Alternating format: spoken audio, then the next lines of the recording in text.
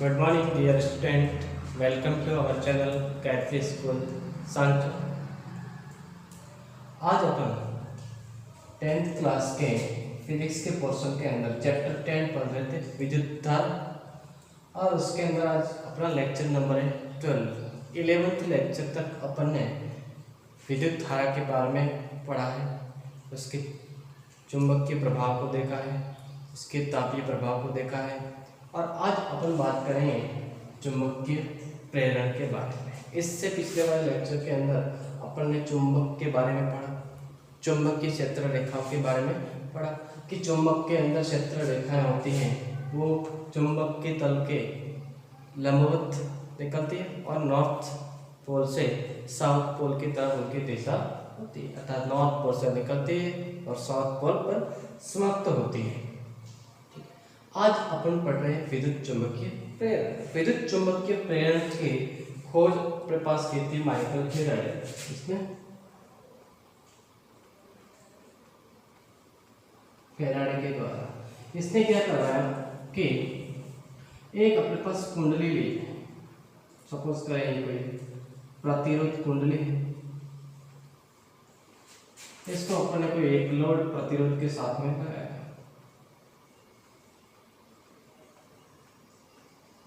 ठीक, इस कुंडली के पास में एक चुंबक रखा जाए,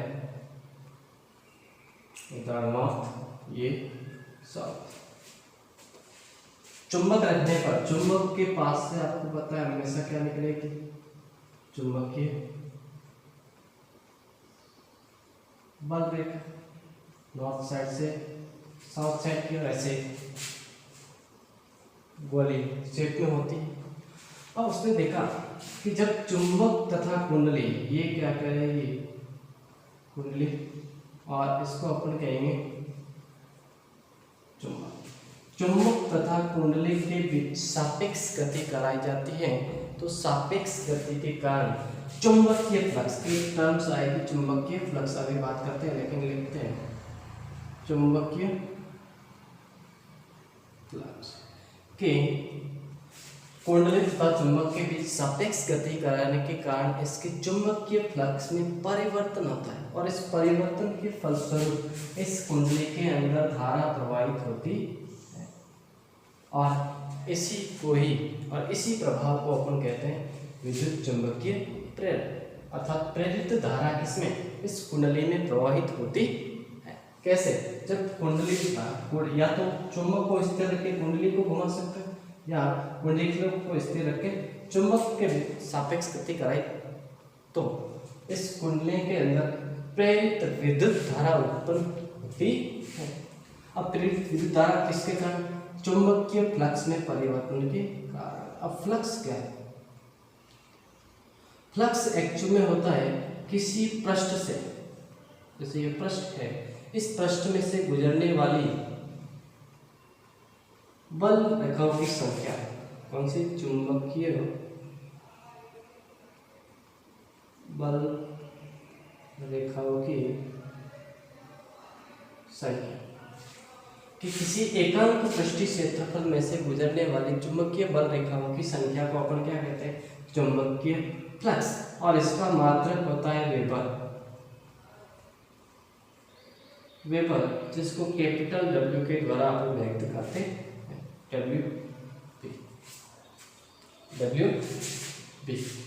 तो चुंबकीय फ्लक्स क्या होगा कि चुंबकीय क्षेत्र में रखे एकांक पृष्ठीय क्षेत्रफल से गुजरने वाली चुंबकीय बल रेखाओं की संख्या को अपन कहते हैं चुंबकीय फ्लक्स, और इसका मात्रक क्या होगा? वेबर। ठीक, ये अपने पास होगी चुंबकीय फ्लक्स के बारे में बात, और विद्युत चुंबकीय प्रेरण के बारे में। ठीक है, बल रेखाओं के बारे में आप जानते हैं। अब अपने पास इस विद्युत चुंबकीय प्रेरण पर आधारित कुछ युक्तियां हैं। अब आप सोच रहे हो कि प्रेरित विद्युत धारा उत्पन्न हो रही है, और उस प्रेरित विद्युत धारा उत्पन्न हो रही है, तो उसको अपन कहेंगे, जो युक्तियां प्रेरित धारा उत्पन्न करेंगे उसको अपन कहेंगे धारा जनित्र। क्या कहेंगे? धारा जनित्र। अपन पढ़ेंगे विद्युत धारा जनित्र। ठीक,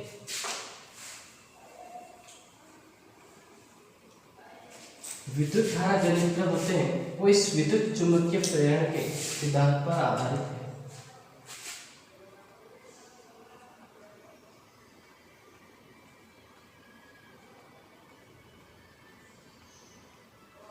और इसको अपन कहते हैं जनरेटर, जो नॉर्मली फंक्शंस वगैरह में इस्तेमाल किए जाते हैं, जनरेटर कहते हैं। अब विद्युत धारा जनरेटर ये किस सिद्धांत पर है? इसका सिद्धांत है विद्युत चुंबकीय प्रेरण।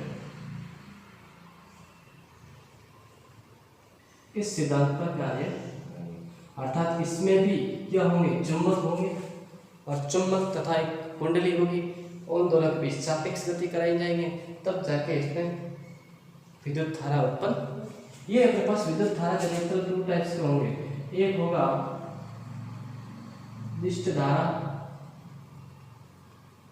जनित्र और दूसरा होगा प्रत्यावर्ती धारा। निष्ठ धारा को अपन कैसे हैं? डीसी जनरेटर, डायरेक्ट करंट, और ये अल्टरनेटिव करंट, ऐसी जनरेटर। आपको पता है धारा दो प्रकार की होती है, एक एसी और दूसरी डीसी। डीसी मतलब डायरेक्ट करंट। डायरेक्ट करंट का मतलब जिसकी दिशा होती है, डीसी में क्या होती है? डायरेक्शन होती है, और ये समय के साथ में उसकी वैल्यू क्या रहेगी? कांस्टेंट रहती है। समय के साथ में आई क्या रहेगी? कांस्टेंट रहती है। ये क्या रहेगा? डीसी। ऐसी क्या होती है? जो निरंतर समय के साथ में उसके मान में क्या करता है? परिवर्तित करता है, और पूर्ण एक चक्कर में प्राप्त धारा आई एवरेज इक्वल टू क्या होती है? 0। और इसकी कोई दिशा नहीं है। दिशा होती है लेकिन आधे चक्कर में पॉजिटिव होती है, आधे चक्कर में नेगेटिव होती है। आवर्ती रिश्ता, एक बार ऐसे, दूसरी बार ऐसे। देन अपने पास इसकी कोई डायरेक्शन नहीं होती, इसके डायरेक्शन होती है, इसकी कोई डायरेक्शन नहीं होती। ये समय के साथ में कांस्टेंट होती है, समय के साथ में वेरिएबल परिवर्तित रूप से होती है। ऐसे जनित्र को अपन कहते हैं डीसी-एसी। अब अपन को पहला पढ़ना है प्रत्यावर्ती धारा जनित्र, फिर अपन पढ़ेंगे निष्ठ धारा जनित्र। अब प्रत्यावर्ती धारा जनित्र पहले हेडिंग करेंगे।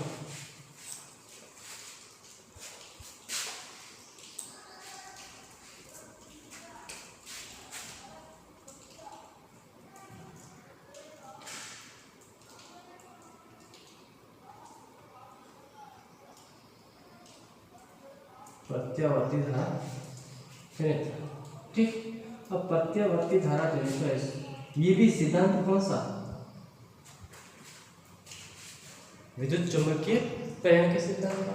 अब इसमें क्या क्या, पहले अपन डायग्राम बना लेते हैं इसका आराम से। अब देखिए अपने पास प्रत्यावर्ती धारा जनित्र अपन ने बनाए। ये देखिए इसमें क्या होंगे? ये वाले कहलाएंगे क्षेत्र चुंबक, ये और ये इस तरह को क्या कहेंगे? क्षेत्र चुंबक। क्षेत्र चुंबक कैसे होते हैं? ये घोड़े के नाल के आकार कैसे होते हैं? नाल के आकार के क्यों बनाए जाते हैं? ताकि इसकी साइज कंपेयर करके यहाँ पे आराम से कुंडली को अपन घुमा सकते हैं। नाल के आकार के कुछ इस प्रकार के होते हैं। ये क्षेत्र चुंबक कहलाएंगे। एक सिरा नॉर्थ पोल होगा, दूसरा सिरा साउथ पोल होगा, ठीक है। यहाँ पे अपन इसको किसी भी यांत्रिक ऊर्जा के द्वारा, यांत्रिक ऊर्जा देकर इस आर्मेचर को घुमाएंगे। आर्मेचर क्या है? ABCD एक आर्मेचर है, या फिर इसको कहेंगे अपन कुंडली। क्षेत्र चुंबक, तो इसके चुंबकीय क्षेत्र के बीच अपन इस आर्मेचर को घुमाएंगे। अब आर्मेचर क्या होता है? एक्चुअल में ऐसे पतली सी लोहे की प्लेट होती है, लोहे की प्लेट, और इस लोहे की प्लेट पर तांबे के तार लटकाए। कौन से? तांबे के तार लपेटे गए होते हैं, और इससे एक दो सिरों को यहाँ से अपने सर्किल वलय की शाखा से जुड़े हुए होते हैं। ये अपने पास तांबे के तार। अब एक्चुअल में क्या होगा? जैसे ये कि अपने पास कुछ इस प्रकार का है, ऐसे ये चुंबक को नाल के आकार के, और ये कुछ इस प्रकार से घुमाएगा, ठीक। अब देखिए आगे, ये कह रहा है कि स्लिप रिंग्स S1 S2 क्या चलेंगे, स्लिप रिंग या सर्पी होने से दोनों सिरे हम पास ऐसे जुड़े हुए होंगे, और इसके साथ साथ में अपने पास ब्रश B1 एंड B2 क्या होंगे, ब्रश भी कैसे चालक तार के एक गुच्छे के द्वारा एक तरह से अपन समझ सकते हैं ब्रश, लेकिन तार का ब्रश जो इस सर्पी वलय पे आसानी से रगड़ सके, स्पर्श कर। जब ये कुंडली घुमेगी तो सर्पी वलय भी घूमेगी, तब ब्रश अपने पास। अब कार्य प्रणाली को देखते हैं, इसमें क्या लिखा है, इसमें लोड प्रतिरोध लगाया ताकि पता चले इसमें धारा प्रवाहित हो रही है या नहीं हो रही।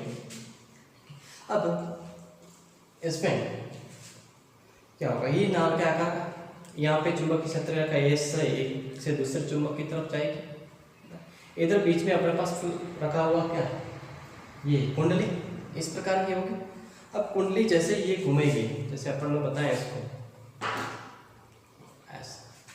ये पहले शुरुआत में कुछ ऐसी होगी, ऐसी।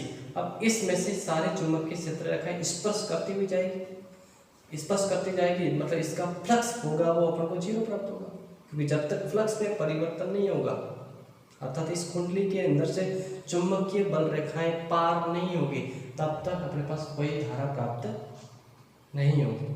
फ्लक्स प्राप्त नहीं होगा तो धारा प्राप्त भी नहीं होगी। जैसे अपने पास यहाँ से प्रारंभिक कंडीशन पर बात, इसको अपन जैसे ऐसे घुमाएगा, कुंडली को यांत्रिक ऊर्जा देकर घुमाया जाए, ऐसे घुमाएंगे तो इसमें चुंबकीय बल रेखाओं की संख्या, गुजरने की संख्या बढ़ेगी, एक पॉइंट आएगा अधिकतम होगी, फिर वापस कम होगी, अर्थात एक पॉइंट पर आएगा अधिकतम होगी और वापस क्या होगी, कम होगी। तो उस कंडीशन में धारा होगी वो इस सिरे से इस सिरे की ओर जाएगी, अर्थात लोड प्रतिरोध पर विभव पतन होगा, धारा इस साइड से इस साइड में जाएगी। अब दूसरा देखो, एक चक्कर के दूसरे चक्कर, हाँ अब यहाँ ऐसे आगे था, अब वापस ऐसे घुमाएगी, क्या होगी, तो फ्लक्स होगा अब ऋणात्मक होगा, क्योंकि ये इस प्रकार घूम रही है और चुंबकीय बल रखा है कुछ ऐसे नहीं कर रही, पहले ऐसे डायरेक्शन ऐसे थी तो पॉजिटिव फ्लक्स, डायरेक्शन चेंज होगी तो नेगेटिव फ्लक्स, इसमें भी नेगेटिव फ्लक्स होगी, लेकिन धारा का मान या चुंबकीय बल रेखाओं की संख्या वापस बढ़ेगी, ऋणात्मक में अधिकतम होगी और वापस क्या होगी, शून्य होगी, क्या होगी, शून्य होगी। उस कंडीशन में, ऋणात्मक कंडीशन में धारा के प्रवाह की दिशा यहाँ ना होकर वापस कैसी होगी, ऐसी, अर्थात एक चक्कर में कितना, एक चक्कर में 2 बार धारा अधिकतम, लेकिन एक बार पॉजिटिव और दूसरी बार नेगेटिव, ठीक, पॉजिटिव और नेगेटिव 2 बार होगी, एक I प्लस और I माइनस, लेकिन पूर्ण चक्कर में धारा क्या प्राप्त होगी, धारा कैसी प्राप्त होगी, शून्य प्राप्त होती है, ठीक है, अर्थात कि डायरेक्शन नेट I एवरेज कितना प्राप्त होगा, जीरो, एक बार आधे चक्कर में पॉजिटिव, आधे चक्कर में नेगेटिव, और इस पर धारा शून्य। अब इसको अपन जब तक ये घूमेगी तब तक धारा इस लोड प्रतिरोध के सिरों पर विभव उत्पन्न, अन्यथा नहीं होगा, अर्थात इस जो प्रत्यावर्ती धारा को, इसको कहेंगे अपन ऐसी प्रत्यावर्ती धारा को अपन स्टोर नहीं कर सकते, अर्थात किसी के अंदर अपन संग्रहित नहीं किया जाता। अपन देखेंगे बाद में कि संग्रहित करने के लिए क्या क्या करना पड़ेगा, ठीक है, अपन इन्वर्टर और रेक्टिफायर के बारे में बात करेंगे। तो क्या होगा, विशिष्ट धारा जनित्र के अंदर एक कुंडली के एक संपूर्ण चक्कर में 2 बार धारा का मान अधिकतम और 2 बार शून्य प्राप्त होता है। अधिकतम में एक बार पॉजिटिव और एक बार नेगेटिव, और एक चक्कर में संपूर्ण धारा प्राप्त होती है वो शून्य प्राप्त होती है। ये अपने पास रहता है प्रत्यावर्ती धारा जनित्र। अगर प्रत्यावर्ती धारा का भी डायरेक्शन बनाए समय के साथ में I एंड T, तो कुछ इस प्रकार का रहेगा, साइन के फंक्शन की तरह रहता है, ठीक। हाँ, अब हमारे पास भारत के अंदर आपको पता है कितनी 50 हर्ट्ज आवृत्ति की प्रत्यावर्ती धारा है और 220 वोल्ट, ये हमारे पास घरों के अंदर ज़्यादातर इस्तेमाल की जाती है। अब अपन बात करते हैं आगे दिष्ट धारा के लिए। वीडियो को पॉज कर रहे हैं अपन थोड़ी देर। अब देखिए मेरे पास ये है दिष्ट धारा जनित्र। ये दिष्ट धारा जनित्र अर्थात इसमें कैसी धारा होगी, डीसी डायरेक्ट करंट जो समय के साथ में परिवर्तित नहीं होती और उसकी दिशा भी क्या रहती है, पूर्ण चक्र में एक समान रहती है। अब देखें इस दिष्ट धारा और प्रत्यावर्ती धारा में बेसिकली यहाँ से देखें इतना पार्ट तो क्या रहेगा सेम, जो डीसी में होगा और एसी में भी है। तो इसमें क्षेत्र चुंबकीय कुंडली आर्मेचर के बारे में बताया, कार्बन की ये लोहे की पतली परत है, इस पे कार्बन ये तांबे के तार लटके, B1 ब्रश ये कार्बन के ब्रश हैं, ठीक है। अब यहाँ पे देखें कि एसी के अंदर अपन क्या यूज करते थे, स्लिप रिंग सर्पी वलय यूज करते थे, लेकिन अब सर्पी वलय के स्थान पर अपन कम्यूटेटर या फिर इसको कहेंगे अपन दिक् परिवर्तक। दिक् परिवर्तक क्यों कहते हैं, ये ऐसी रिंग लेके इसको अपन दो भाग में डिवाइड कर देते हैं, एक C1 एंड C2, ठीक है। ये जब कुंडली घूमेगी तब अपने ये सिरों को परिवर्तित कर देती है, जिसके कारण इसको क्या बोलेगा, दिक् परिवर्तक बोलते हैं, ठीक। अब यहाँ पे सेम लोड प्रतिरोध लगाया गया। अब ये अपन समझें इसको, जैसे कि ये अपने पास क्षेत्र चुंबक है, यहाँ इस प्रकार के थे। अब जैसे ही इस ये आर्मेचर घूमेगा तो फ्लक्स में परिवर्तन के कारण कुंडली के अंदर प्रेरित धारा प्रवाहित होने लग जाती है। ऐसे घूमेगी तो यहाँ पर अधिकतम वापस, तो यहाँ पर धारा आधे चक्कर में देखें कुछ इस प्रकार प्रवाहित होगी, जिससे घूमे तो धारा की डायरेक्शन क्या रहेगी, ये रही, ये C1 B1 C2 P2, कुछ पॉजिटिव धारा प्राप्त हुई, ये सिरा पॉजिटिव था, ये सिरा नेगेटिव। दूसरे आधे चक्र में देखें, जैसे ही इसको आधे चक्र घूमने के पश्चात देखें तो इस पे विद्युत फ्लक्स वापस क्या होगा, ऋणात्मक। अब ऋणात्मक होते ही उस ये कम्यूटेटर है अपने सिरों को परिवर्तित कर देते। पहले यहाँ C1 C2 था, अब यहाँ पे C2 आ गया, यहाँ पे क्या आ गया, C1 आ गया, ठीक है। देन वापस ये सिरा यहाँ पे पॉजिटिव हो गया, वापस यह सिरा नेगेटिव। तो C1 सिरा ऑलवेज पॉजिटिव, C2 सिरा ऑलवेज नेगेटिव। तो इसमें धारा की दिशा भी क्या रहेगी, ये रहेगी पॉजिटिव। देन एक संपूर्ण चक्र में धारा अपन को कैसे पॉजिटिव प्राप्त होती है, कि पहले क्या सिरे परिवर्तित नहीं करने पर एक पॉजिटिव थी, दूसरी नेगेटिव, कुल मिलाकर अगर धारा को प्राप्त करना है तो इस सिरे को वही रखना है, पॉजिटिव है तो पॉजिटिव रखें। तो ये दिक् परिवर्तित होगा, वो अपने सिरों को परिवर्तित कर देता है। तो एसी और डीसी में मेन डिफरेंस क्या होगा कि वहाँ पर स्लिप रिंग्स इस्तेमाल होते थे और यहाँ पर अपन कम्यूटेटर का इस्तेमाल करते हैं। ये अपने पास डीसी दिष्ट धारा जनित्र होता है। इसका ग्राफ हो रहा है तो दिष्ट धारा किस प्रकार का होगा, ऐसा, ये समय और आय ये कैसे रहेगी, कांस्टेंट रहती है। और इस धारा को अपन स्टोर कर सकते हैं किसी भी पेटी के अंदर, इसको स्टोर किया जा सकता है। और इसकी दिशा होती है क्या है, दिशा, ठीक है। ऐसा नहीं है कि ये सदिश राशि है, दिशा है तो सदिश राशि नहीं, क्योंकि ये सदिश योग के नियम का पालन नहीं करती है। डायरेक्शन तो होती है लेकिन सदिश राशि अपन नहीं कह सकते हैं, ठीक है। तो ये अपने पास हो गया दिष्ट धारा जनित्र से क्षेत्र चुंबक होगा। और यहाँ पे इसको अपन घुमाएंगे यांत्रिक ऊर्जा देकर। एक्चुअली क्या है, यांत्रिक ऊर्जा देकर अगर कुंडली को दो चुंबकों के बीच घुमाया जाए तो प्रेरित धारा उत्पन्न होती है। और ये विद्युत चुंबकीय प्रेरण के सिद्धांत पर आधारित है, ठीक है। बेसिकली एग्जाम के अंदर या तो इसका पूछेगा या इसका, एसी या डीसी दोनों में से किसी एक का आपको कार्य प्रणाली पूछता है, जिसके अंदर आपको डायग्राम बनाना है। मैंने यहाँ पे दो अलग अलग डायग्राम बनाए, फर्स्ट हाफ सर्कल के, second half circle. First half circle में C1 पॉजिटिव, C2 नेगेटिव। जैसे ही फ्लक्स नेगेटिव होगा तो ये अपना दिख परिवर्तन अपने C2 को परिवर्तित कर देगा और वापस C1 क्या रहेगा, पॉजिटिव, C2 नेगेटिव रहेगा। और धारा की दिशा ऑलवेज क्या रहेगी, पॉजिटिव रहती है। ये अपने पास दिष्ट धारा तंत्र।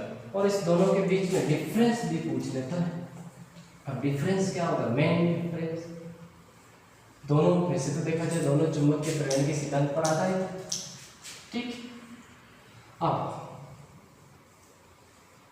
देखिए एसी की बात करें। एसी के अंदर एक पूर्ण चक्र में 2 बार धारा अधिकतम 2 बार न्यूनतम होती है, लेकिन एक संपूर्ण चक्कर में नेट धारा अपन को शून्य प्राप्त होती है। लेकिन डीसी के अंदर क्या होगा, अधिकतम 2 बार की पॉजिटिव होगी और नेट धारा अपन को प्राप्त होती है। ठीक है, अब देखते हैं दूसरा कि एसी के अंदर हम सभ्य बल यूज करते हैं और डीसी के अंदर अपन दिक् परिवर्तक का इस्तेमाल करते हैं। इसमें दिशा हिंद राशि अर्थात आधे चक्कर में डायरेक्शन अलग होती है, आधे चक्कर में डायरेक्शन अलग होती है। लेकिन इसमें संपूर्ण चक्कर में धारा की दिशा क्या रहती है, एक समान रहती है। एसी को अपन किसी भी उपकरण के अंदर या किसी बैटरी के अंदर संग्रहित नहीं किया जा सकता, डीसी को अपन संग्रहित कर सकते हैं। ठीक, ये अपने पास कुछ इसका मान एसी का समय के साथ मान परिवर्तित होता है, डीसी का समय के साथ मान परिवर्तित नहीं होता है। अब एसी और डीसी की बात करें, एसी एंड डीसी, आपने नाम सुना होगा इन्वर्टर और दूसरा आपने रेक्टिफायर। ठीक है,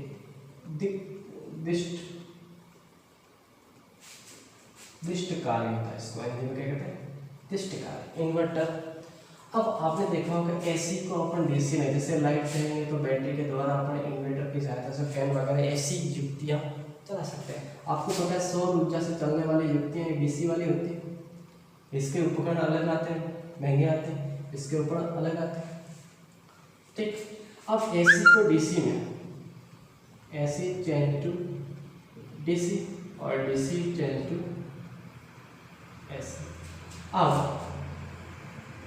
देखा जाए एसी को अपन डीसी में बदलने के लिए अपन रेक्टिफायर का इस्तेमाल करते हैं और डीसी को एसी बदलने के लिए अपन इन्वर्टर का इस्तेमाल करते हैं। जैसे बैटरी से अपन फैन चलाना है जो एसी में चलता था, तो अपन क्या लगाएंगे, इन्वर्टर लगाएंगे। और इन्वर्टर युक्ति होती है जो अपन को बैटरी की चार्ज करती है, जो रेक्टिफायर होती है। वैसे एसी से अपन बैटरी चार्ज करने के लिए रेक्टिफायर नहीं लेते, एक्चुअली में वो ट्रांसफार्मर की सहायता से अपन उसको इस्तेमाल करते। तो ये अपने पास एसी डीसी के बारे में बात की। पूरा संपूर्ण चैप्टर नंबर 10 विद्युत धारा अपने पास क्या हो गया, कंप्लीट हो गया। ओके, ये अपने पास 12 लेक्चर के अंदर पूरा विद्युत धारा चैप्टर को अपन ने कंप्लीट किया। इसके अंदर अपन ने किसी भी टॉपिक को छोड़ा नहीं और फुली डिटेल्ड विद अपन ने समझाया। एग्जाम के पॉइंट ऑफ व्यू से काफ़ी इम्पोर्टेंट है। अब अपन नेक्स्ट जो चैप्टर पढ़ेंगे वो पढ़ेंगे कार्य ऊर्जा शक्ति, कार्य ऊर्जा एंड शक्ति। नेक्स्ट लेक्चर अपन का यही रहेगा। ठीक, धन्यवाद। आज के लिए इतना। अपने स्कूल के चैनल को सब्सक्राइब करें, अपने दोस्तों के साथ में शेयर करें ताकि ज़्यादा से ज़्यादा बच्चे इनका लाभ उठा सकें। धन्यवाद।